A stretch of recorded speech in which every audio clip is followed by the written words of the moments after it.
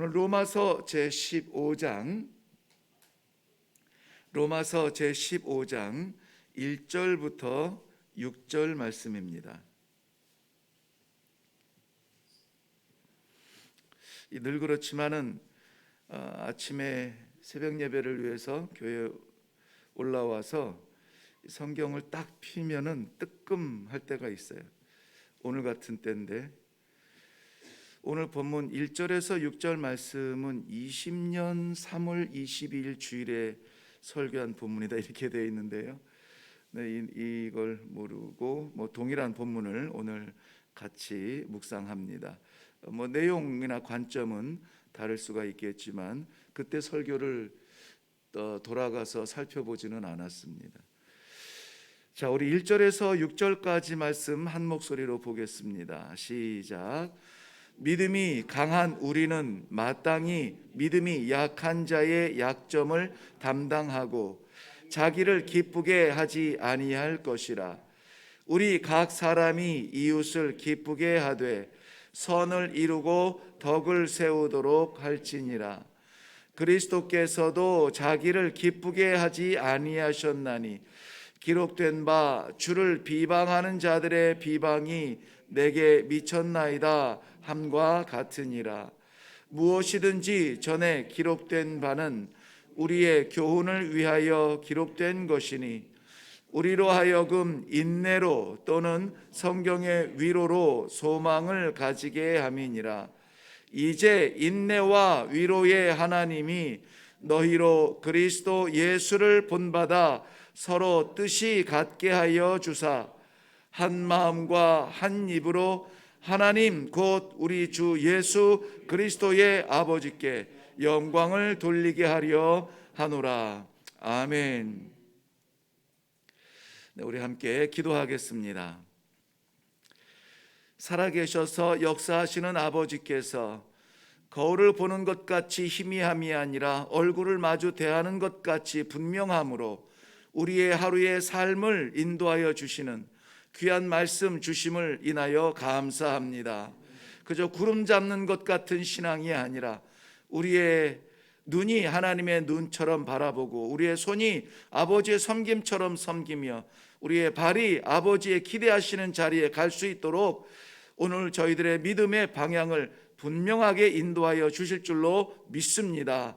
순종하여 아버지께 영광되게 하여 주시옵소서. 감사드리며 예수님의 이름으로 기도하옵나이다. 아멘.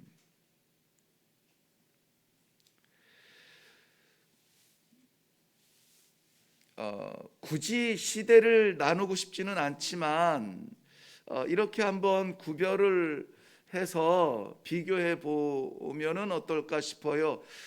성도들, 하나님의 백성들을 구약 시대의 성도들이 있고요, 예수 그리스도와 동시대에 살거나 신약 시대의 초대교회 믿음의 성도들이 있고 이 시대를 살아가는 성도들, 즉 우리 자신들이 있습니다.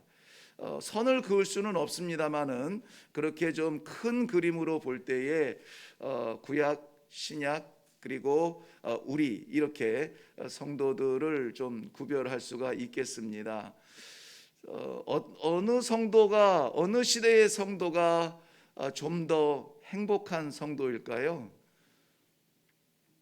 한번 생각을 해보세요. 5초 시간 드리겠습니다. 구약 시대에 하나님의 인도하심을 받은 율법의 성도들일까? 아니면 그 율법이 실체가 되고 나타나신 그리스도를 만난 사람들의 그 성도들의 생활일까? 아니면 우리들, 바로 내가 가장 행복한 성도일까? 네, 그림이 그려지셨나요? 네, 각자 다양한 생각이 있을 테니까 제가 생각할 때는 성도로 치자면 이 시대를 살아가는 우리가 바로 가장 행복한 성도들입니다. 왜냐하면은 구약 시대의 성도들은 그냥 약속을 바라보면서 그냥 그 약속 따라서 기다리는 사람, 기다림의 신앙이었죠. 그리고 이 신약 시대에 그리스도와 동시대를 살아갔거나 그리스도의 기적을 눈으로 보았거나 그 이후에 그 전승에 따라서 초대교회 핍박이 있어도 무너지지 않았던 초대교회 성도들, 그 믿음이 얼마나 뜨거웠는지 우리는 잘 압니다. 그럼에도 불구하고 얼마나 힘들었을까. 재산 빼앗기고 핍박을 당하고 옥에 갇히고 사자들 앞에 던질 때의 그 두려움과 자식들이 노예로 끌려갈 때의 그 통곡함과 그러한 신앙을 붙들기 위하여서 살았던 초대교회 성도들, 그 구원의 현장을 본 축복은 있겠으나 그 믿음을 지키고 그것을 세우기 위하여서 얼마나 그 피를 많이 흘리고 땀을 흘렸을까. 근데 우리는 그 모든 약속을 다 알고 보고 듣고 이미 그것이 완성된 시대에 그것을 누리며 살아가고 있는 우리는 정말 행복하지 않습니까? 우리가 믿는다고 하여서 이 어떤 그 강제적인 핍박이 있거나 어렵지도 않습니다. 그렇다고 해서 하나님께서 우리에게 주시는 그 소망이 희미하지도 않습니다.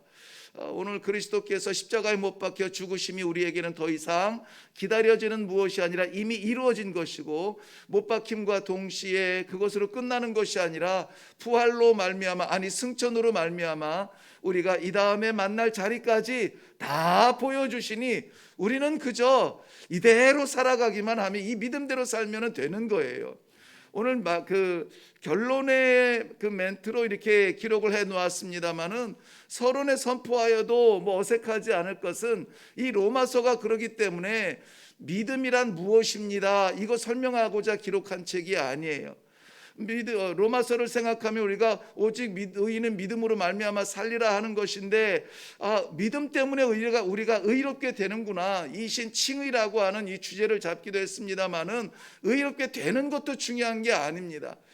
믿음의 사람은 어떻게 사느냐 하는 것이죠. 믿음의 사람은 어떻게 사느냐 하는 그 말씀을 받는 것이 로마서를 묵상하는 우리들의 행복일 줄로 믿습니다. 오늘도 그래서 우리가 우리의 삶이 아니라 하나님께서 말씀을 통하여서 주시는 이 믿음을 가지고 있는 나는 어떻게 살아야 됩니까? 하나님, 어떻게 행동해야 됩니까? 이것을 마음을 다 비우고 아이처럼 그저 하나님께서 주시는 말씀 그대로 받아서 오늘 살아갈 수 있는 귀한 축복의 행복한 날이 되시기를 바랍니다.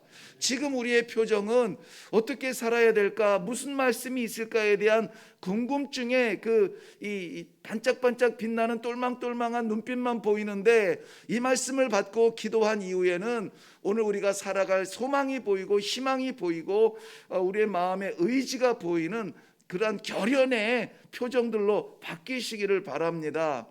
오늘 로마서 15장은 어제 14장과 연결돼서 같이 볼 수가 있어요. 어제도 믿음이 연약한 자를 너희가 어떻게 하라? 받으라, 받아들이라 그랬죠. 그리고 오늘 15장에도 1절 말씀에 보면은 믿음이 강한 우리는 마땅히 믿음이 약한 자의 약점을 담당하라 이랬습니다.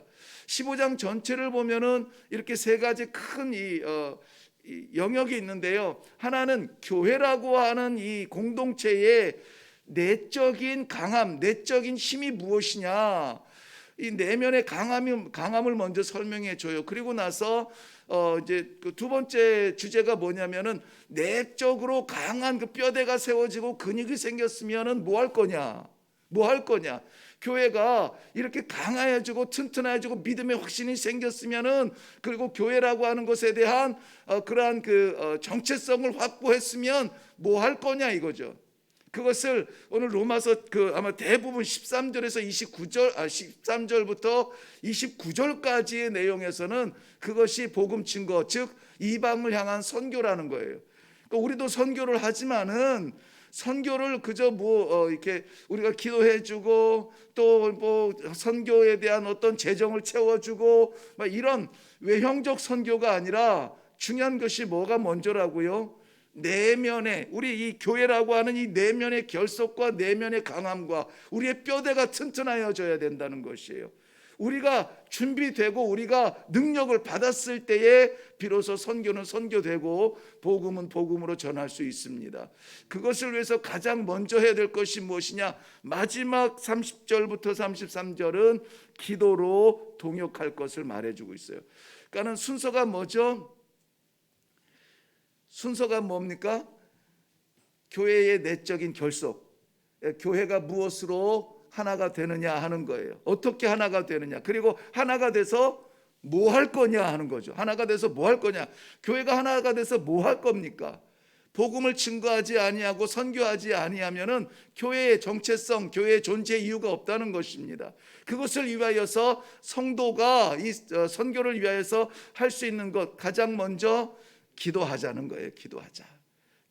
기도하지 아니하면은 뜻은 가질 수 있는데 그것을 이루기까지 저력을 낼 수가 없습니다. 우리는 한계가 있습니다. 우리가 근육으로 일하는 거 아니에요. 영성으로 일하는 것입니다. 영성은 어디에서 오느냐? 기도로 오는 것입니다. 기도하지 아니하는 교회 일, 주의 일은 감당할 수가 없습니다. 그렇기 때문에 오늘 이 큰 그림을 볼 때 가장 앞에서 이 포문을 여는 거예요. 교회의 내적인 결속. 어떻게 보면 작게 보면은 각 성도의 내면의 그 결속의 단단하여짐, 믿음의 단단하여짐입니다. 특별히 1절 말씀에 보면은 믿음이 강한 우리가 마땅히 믿음이 약한 자의 약점을 담당하라 이렇게 되어 있어요. 다 중요한 말씀인데 거기에서 무엇보다 눈에 띄는 말씀이 뭐냐면 마땅히 할 일이라는 거예요. 마땅히 할 일이라. 이것은 원문의 의미가 뭐냐면 마땅히 해야 된다는 것은 빚졌다는 얘기예요. 빚진 사람이 갚지 아니하면 범죄자가 되죠. 그래서 이 강하다고 생각한 그리스도로 인하여서 자유롭게 된 우리가 아직도 율법에 매여 있고 아직도 형식에 매여 있는 그들을 돌보고 그들을 맞이하고 그들을 품을 수 있는 것은 우리가 마땅히 빚진 자의 심정으로 반드시 그렇게 해야 된다는 것입니다.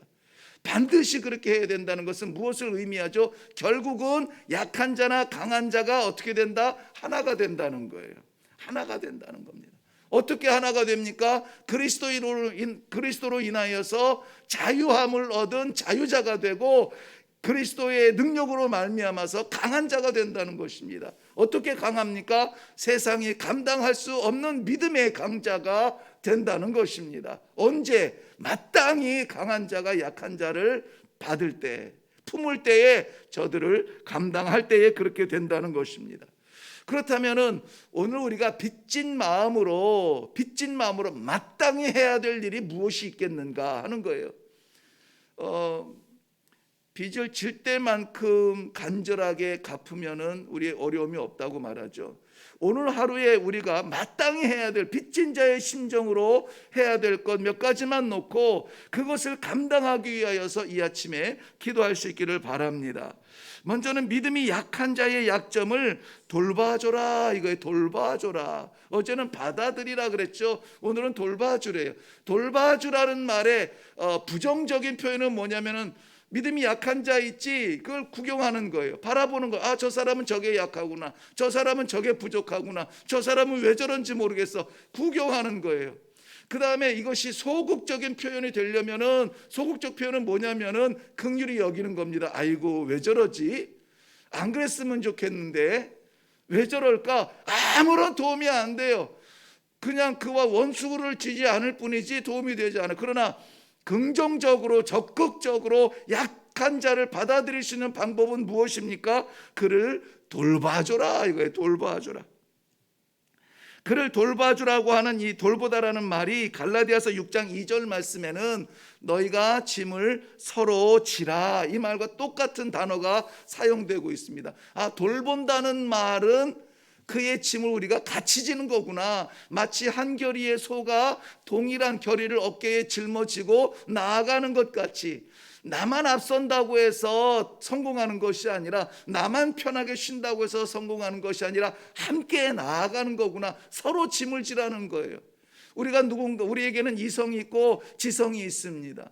판단할 수 있습니다. 약자의 약점을 볼 수가 있습니다. 그것을 내 것으로 짊어지는 것이 성도의 믿음이라는 거예요. 연약한 자를 판단하는 것은 누구나 다 할 수 있는 겁니다. 이 사람은 이게 안 됐어, 저 사람은 저게 부족해, 다 할 수 있어요. 믿음의 사람은 어떻게 살아야 된다고요? 그 짐을 서로 지라는 것입니다. 지라는 거예요. 그러니까 교회 안에서 우리가 서로를 바라볼 때에 함께 어깨동무하고 질 수 있는 것, 이것은 그리스도의 짐밖에 없어요. 그리스도의 짐은 무엇입니까? 사랑의 짐입니다. 사랑의 짐, 그리스도의 사랑의 짐은 어떤 짐입니까? 이기적 사랑이 아니라 이타적 사랑이에요. 내 어깨를 내어주고 함께 짊어짐으로 말미암아 저 사람의 보이던 약점이 강점이 되는 순간까지 끝까지 나아가는 것, 이것이 이타적 사랑이에요. 오늘 이 아침에 기도를 통하여서 우리의 이 이타적 사랑, 구경하는 눈이 아니라 긍휼히 여기는 마음이 아니라 그것을 함께 짊어질 수 있는 이타적 사랑이 회복되어지는 믿음의 성도들의 삶이 되기를 바랍니다. 그리고 두 번째는 각 사람이 이웃을 기쁘게 하라 그랬네요. 이웃을 기쁘게 하라. 2절 말씀 보면 우리 각 사람이 이웃을 기쁘게 하되 선을 이루고 덕을 세우도록 할지니라 그랬습니다. 이웃을 기쁘게 하라. 이웃 중에서 가장 가까운 이웃이 누굴까요? 가장 가까운 이웃, 이웃이라고 하는 개념을 저는 명확하게는 모르겠습니다만은 같이 사는 사람들 아니겠습니까? 그 선교할 때에도 선교사 그 후보생들을 훈련시킬 때에도 지금 내 곁에 있는 사람에게 인정받지 못하는 복음을 가지고 먼 나라 너를 모르는 사람이라고 해서 인정하지 않는다. 그러니까 말 통하는 사람하고 말 통하는 사람에게 증거할 복음이 너에게 있지 않냐면 말 안 통하는 사람들한테 무엇을 증거할 것이냐라고 이야기합니다. 중요한 게 무엇이냐면 말 통하는 사람, 내 곁에 있는 사람이에요. 이웃을 기쁘시게 하라는 것은 우리 어제 그저께 주일날에도 누구와 교제하면서 그 얘기를 했습니다. 가정에 대하여서 우리가 충실하지 아니하고 가정을 뒤로 한 채 그리고 교회에 일한다고 이렇게 열심히 하는 거, 물론 열심히 한다는 자체로서는 좋습니다. 희생이라고 하는 가치도 좋습니다만은 그러나 내게 맡긴 그 작은 교회, 그 기초적 사회, 그 내게 있는 가장 가까운 이웃, 우리의 가정에 최선을 다할 때 그들의 기쁨을 위하여서 우리가 무엇인가를 할 때에 우리의 복음의 삶, 믿음의 삶은 비로소 시작하게 된다는 것입니다. 저들의 이웃을 기쁘게 하라는 말은 기분을 맞춰주라는 것은 아니에요. 기분을 맞춰주라는 것이 아니라 마땅히 함께 살아가는 동안에 하나님께서 계획하신 아름다운 선, 여기서 선은 영어에서는 그냥 굿이라고 했어요. 굿, 아름다운 거, 좋은 거, 그것을 이루고 그리고 덕을 세우라 그랬습니다. 하나님께서 우리 가정을 계획하시고 섭리하여 주셔서 이루어진 것 가운데 가장 아름다운 선은 무엇입니까? 하나님께서 우리의 모든 가정들이 다 십자가의 가정되고 믿음의 가정되고 그것을 위하여 그 안에서 들려지는 찬송소리, 기도소리, 그러한 것을 듣고 싶은 그런 하나님의 뜻을 이루어 드리는 것, 그것이 우리의 오늘 기도의 제목이 될 수 있어야 될 줄로 믿습니다. 지금 우리도 대체로 지금 이 새벽 예배에 기도드리는 분들이 자녀들을 위해서 기도하고 손자 손녀들을 위해서 다 기도합니다. 자녀들의 자손들의 무엇을 위해서 기도합니까? 자손들의 무엇을 위해서 너무 편협적인 것, 성공과 어떤 그런 것들에 매이지 아니하고 저들의 영혼이 잘됨 같이 범사가 잘 돼야지. 범사만 잘 되고 무너진 영혼 가지고 우리가 성공했다 자랑할 수 있겠습니까? 하나님 앞에 감사합니다라고 말할 수 있겠어요? 그거 아니잖아요. 저들의 영혼을 위하여서 아름다운, 하나님께서 계획하신 아름다운 본래의 모습을 회복하기 위하여서 우리가 힘써야 될 줄로 믿습니다. 여기에 선을 이루고 또 이 덕을 세우라, 이 말은 이벤트성, 이게 단발적인 것이 아니에요. 세운다라는 말이 집을 짓다라는 말에서 왔는데요, 집은 뚝딱 단번에 지어지지 않습니다. 기초를 파고 하나하나 벽돌을 올리면서 진흙을 발라가면서 그렇게 해서 세워지는 것이 집이에요. 그러므로 이룬다, 세운다, 이것은 꾸준하게 결단했으면 멈추지 말고 선을 이룰 때까지, 덕을 세울 때까지 계속해서 섬김으로 우리가 나아가야 된다는 지속성을 말해주고 있습니다. 오늘 우리가 또 감당해야 될 것은 무엇이냐? 서로 뜻을 같게 하라 그랬습니다. 3절 말씀에 보면은 4절 말씀, 무엇이든지 전에 기록된 바는 우리의 교훈을 위하여 기록된 것이니 우리로 하여금 인내로 또는 성경의 위로로 소망을 가지게 함이라 그랬습니다. 그 인내와 소망이 무엇을 바라보고 있습니까? 5절에 연결해서 보면은 그리스도 예수를 본받아 서로 뜻이 같게 하라. 아무리 많은 사람들이 모여도 이 소망이 다르고 뜻이 다르면은 갈기갈기 찢어진 그 가운데서 이룰 수 있는 게 없어요. 너는 내 삶이고 나는 내 삶이고 서로 바라보는 게 다 다릅니다. 나는 가정에 문제가 있고 나는 사업에 문제가 있고 다 달라요. 그런데 교회 공동체는 그것을 위하여서 있지 않습니다. 뜻을 같게 하여서. 무슨 뜻일까요? 우리 주님도 이 뜻을 같이 하느라고 얼마나 그 피땀 흘려 겟세마네에서 기도했습니까? 나는 이것을 원하지만 나 뜻대로 마옵시고 누구의 뜻대로? 아버지 뜻대로 되기를 원하나이다. 우리가 뜻이 하나가 된다라고 하는 것은 무엇이냐? 교회가 가지고 있는 숙제를 하기 위하여서, 교회가 해야 될 무슨 일을 위하여서, 우리가 답답한 무엇을 위하여서 하나가 되는 것이 아니라 아버지의 뜻과 하나가 되는 것이 가장 아름다운 뜻입니다. 그것으로 우리가 하나가 되어야 될 줄로 믿습니다. 그렇게 한다면 이 한 마음으로 할 수 있는 것, 이것이 무엇으로 나타나느냐? 아버지께서 기뻐하시며 아버지께 영광이 된다 그랬습니다. 6절 말씀 보면 한 마음과 한 입으로 하나가 되어서 하나님 곧 우리 주 예수 그리스도의 아버지께 영광을 돌리게 하려 하노라 그랬습니다. 그리고 나서 복음을 얘기하고, 그리고 나서 이방 선교를 얘기하고, 그리고 나서 사명을 얘기하고 다른 일들을 하라는 거죠. 무엇보다 중요한 것은 오늘 우리 이 교회라고 하는 이 믿음의 공동체의 이 내적인 결속을 무엇으로 맺을 것이냐 하는 것입니다. 오늘 이 하루의 삶 가운데 우리는 온전히 하나가 되어서 우리 약한 자들을 돌보고 사랑하며 그들이 살아날 것을 바라보며 소망하면서 섬길 수 있는 시간들을 가질 수 있기를 바랍니다. 저들의 기쁨을 위하여서 저들의 영혼이 잘됨 같이 끝까지 세워질 때까지 하나님 나라의 귀한 일꾼으로 서기까지 섬길 수 있는 그러한 섬김이 우리 안에 있기를 바랍니다. 우리 모두 다가 그리스도 안에서 뜻을 같이 하여서 하나님의 영광을 위하여서 오늘도 살아드릴 수 있는 복된 성도들이 되시기를 주님의 이름으로 축원합니다. 기도하겠습니다.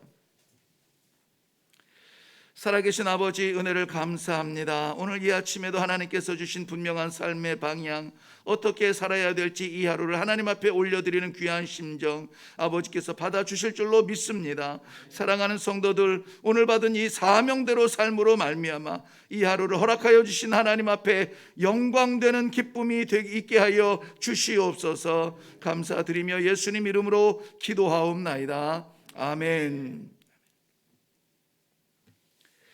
네, 오늘 우리가 먼저 기도할 것은 세 가지. 오늘 말씀 가운데 주신 말씀대로 믿음이 약한 자를 그들의 약점을 돌봐줄 수 있는 그러한 삶을 살게 해달라고, 우리가 짐을 서로 지며 사랑하는 마음 돌봐주고 손 내밀고 저들의 아픔을 볼 수 있는 그러한 우리 주님의 눈이 되게 해달라고 기도하시고, 또 우리의 가까운 이웃들, 실제적으로 가정을 이야기했습니다마는 관계적으로 우리의 생각나는 이웃들, 하나님께서 붙여주시는 그 이름들을 위하여서 저들의 영혼이 잘 되도록 그 참 기쁨을 위하여서 오늘 쓰임 받을 수 있도록 우리가 나아가야 되겠습니다. 그들을 위하여서도 기도해 주시고, 또 우리 다양한 교회 성도들이 모였지만 우리 뜻을 같이 하여서, 오직 오늘 말씀의 제목은 그리스도를 본받아 이렇게 했는데 예수님의 마음으로 하나가 되어서 하나님 뜻 이루는 마지막 순간까지 이 기도의 동역이 이루어질 수 있도록 도와주옵소서. 그리하여서 어디에 있든지 무엇을 하든지 기도의 이 동역자들 삶의 자리자리마다 아버지께 영광이 되는 삶이 되게 하여 주옵소서. 말씀을 기억하시면서 우리 다 같이 기도하고 내려가겠습니다. 기도하겠습니다.